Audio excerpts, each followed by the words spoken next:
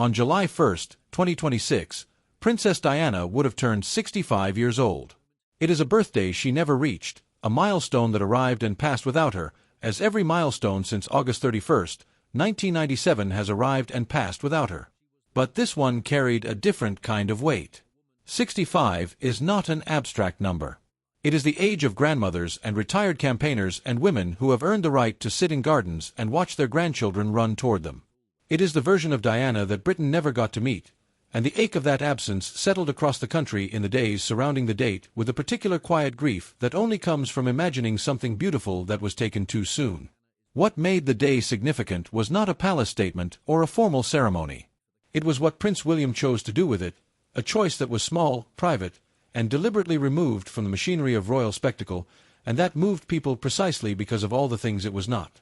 Diana Frances Spencer was born on July 1, 1961, at Park House on the Sandringham Estate in Norfolk, the third child of John Spencer and Frances Roche, according to her documented biography.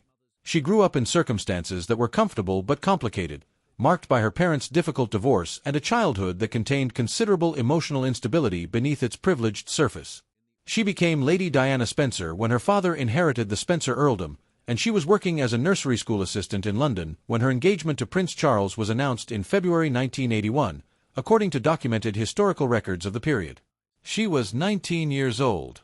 The wedding at St. Paul's Cathedral on July 29, 1981, was watched by approximately 750 million people worldwide according to documented broadcast records, making it one of the most watched television events in history up to that point.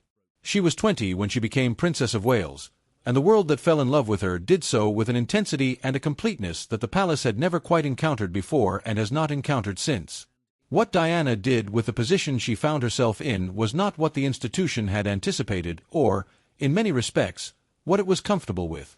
She walked through an active landmine field in Angola in January 1997, according to documented reporting from that trip, wearing no protective equipment beyond a visor and a flak jacket, forcing the international media and the governments that followed their coverage to look directly at a humanitarian crisis that political calculation had been successfully avoiding for years. She shook the hand of a man dying of AIDS at the Middlesex Hospital in London in 1987, at a moment when public fear and institutional stigma were actively discouraging physical contact with people living with the disease, according to documented accounts of that visit and its subsequent impact on public attitudes.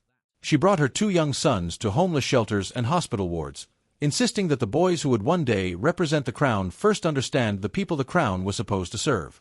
These were not symbolic gestures calculated in a communications meeting. They were the choices of a woman who had arrived in the most public family in Britain and decided to use the visibility that came with that position in a way that answered to her own conscience rather than to institutional preference. She died on August 31, 1997, in the Pont de l'Alma tunnel in Paris, at the age of 36, according to documented historical records. William was 15 years old. Harry was 12. The decision that was made, that the 2 boys would walk behind their mother's coffin through the streets of London while millions of people lined the route and millions more watched from around the world, is one that William has addressed directly in documented interviews across the years since. He has said it was one of the hardest things he has ever done, and he has said he does not believe any child should be asked to do it.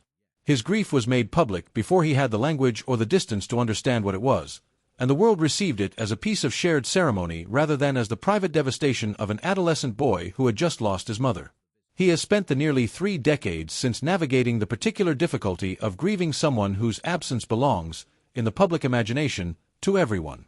Every year his mother's birthday comes around, every anniversary of her death, every occasion on which her name enters the news, William faces a version of that same difficulty, the need to protect something private while acknowledging something public. He has spoken about the grief in documented interviews, including his contribution to the ITV documentary Diana, Our Mother, Her Life and Legacy, which aired in 2017 on the 20th anniversary of her death. In that documentary, William and Harry both spoke with unusual candor about the experience of losing her and about the ways her absence has shaped their adult lives.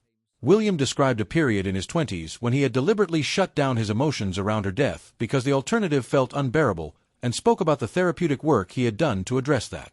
He described talking about her to his children, telling them about Granny Diana and keeping her present in his household as a living person rather than a historical figure. The gesture he chose for her 65th birthday reflected everything that documented pattern of behavior suggests about how he understands his responsibility to her memory. Rather than a formal public ceremony or a palace-coordinated statement, the choice he made was oriented toward his children, toward the private transmission of a grandmother his children will never meet. Sources familiar with the family's approach, cited in royal coverage in the period around the birthday, described William as having been increasingly deliberate about sharing Diana's story with George, Charlotte, and Louis in concrete and specific ways, not as a legend or an icon but as a person. That means photographs and small ordinary memories, the kind that do not appear in biographies or on memorial plaques, the kind that only a son who was 15 years old when she died could still hold and pass forward. It means telling a child what her grandmother's laugh sounded like, what she was like in a room when the cameras were not running, what she genuinely cared about when the formal engagements were over. Princess Charlotte, who turned 11 in May 2026, according to documented records of her birth date of May 2, 2015, occupies a particular place in the emotional geography of this story. Her full name is Charlotte Elizabeth Diana, and she carries her grandmother's name as part of her own in a way that has always carried weight for the people who understood what that choice meant. Those close to the family have observed over the years, in various documented interview contexts, that Charlotte is beginning to grow into an age at which her grandmother's story can be meaningfully communicated to her, an age at which a child can begin to understand loss and legacy in ways that a toddler or a young primary school student cannot. William's decision to involve his daughter in how her grandmother's 65th birthday was marked was described by sources familiar with the situation as a deliberate and considered moment of intergenerational inheritance, the beginning of a process by which Charlotte would come to understand not just the name she carries but the person who gave it meaning. Diana was buried on a small island in the middle of an ornamental lake at Althorpe House, the Spencer family estate in Northamptonshire, according to documented records of her funeral arrangements. The location was chosen specifically by her brother Charles Spencer, who expressed concern that a public gravesite would be overwhelmed by visitors in ways that would make quiet mourning impossible. The island is surrounded by water and accessible only by a small bridge. It is one of the very few places connected to Diana that remains genuinely private, genuinely removed from the institutional management of her memory that has characterized so much of what has happened around her name since 1997. William has described Althorpe across various documented interview contexts as a place that belongs to her, a place that the cameras cannot follow him into and that the palace cannot organize around. For a man whose every public movement is observed and analyzed, that kind of genuine privacy carries its own significance. The context in which this 65th birthday landed matters as much as the day itself. William has been working, across the past several years, on a systematic effort to give his mother's causes a living continuation rather than simply a memorial one. His Homewards project, the 5-year initiative he launched in 2023 to address homelessness in the United Kingdom, draws directly from the experiences Diana gave him as a child when she brought him to shelters and encouraged him to see the people the establishment preferred not to see. The parallels are not incidental. William has spoken explicitly in documented interviews about the connection between his mother's influence and his own commitment to the cause, describing the visits she organized as foundational to how he understands his role. His wife Catherine has worked alongside him on the project, and their approach reflects the same belief Diana embodied, that the monarchy's value is not in its pageantry but in its capacity to draw attention and resources toward the people who need them most. The 65th birthday also landed in a particular moment within William's own life trajectory. He is now 43 years old, closer to the age at